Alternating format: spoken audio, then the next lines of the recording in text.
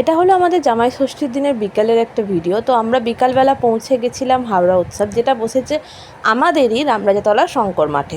অনেকদিন ধরে যাবো ভাবছিলাম, কিন্তু যেহেতু ছুটির জন্য আমাদের যাওয়া হয় না। তো মেলায় গিয়েই ফার্স্ট এটা আমার ভীষণভাবে পছন্দ হয়। আমি সানুকে বলেও এটা কিনে দিতে, কিন্তু ও বলে না, আগে চলো আগে ঘুরি। তো তারপর তো এই কানের দোকানগুলো জাস্ট অসম।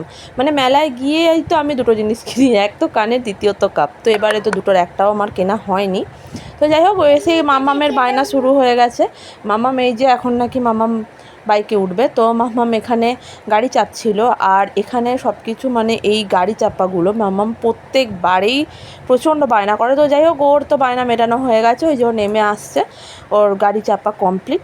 তো এইটা চাপার পরেও কিন্তু ওর বায়না কমে না, ও নাকি এগুলোতে উঠবো। ও কি এগুলোতে উঠতে পারে? তোমরাই একটু কমেন্টে বলো। তো যাই হোক, ও এখানে আর কি মানে খুব বায়না করছিল, এটাই উঠবো ওটাই উঠবো। তো খানিকক্ষণ পর আমরা দেখি আকাশের মেঘ পুরো কালো হয়ে গেছে।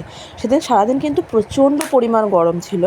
তো এখানে আমাদের মেলায় ঘোরা কমপ্লিট, আর এই যে মামাম এখন তোমাদেরকে হাই করছে। তো আমরা তাড়াতাড়ি বাড়ির উদ্দেশ্যে রওনা দিই, কারণ মেঘ করেছে প্রচণ্ড। তো বাড়িতে এসে যে আমি তোমাদের দেখাচ্ছিলাম মাম্মাম পরে বায়না করে এটাও কিনেছে। আজকের ভিডিওটা এই অবধি। যদি ভিডিওটি ভালো লেগে থাকে তাহলে ভিডিওটিতে লাইক, কমেন্ট, শেয়ার অবশ্যই করবে। আর মাম্মামের দুষ্টু মিষ্টি ভিডিও দেখার জন্য আমার চ্যানেলটা কিন্তু এখনই ফলো করে নাও। তো চলো টাটা। ভিডিওটা দেখার জন্য অসংখ্য ধন্যবাদ।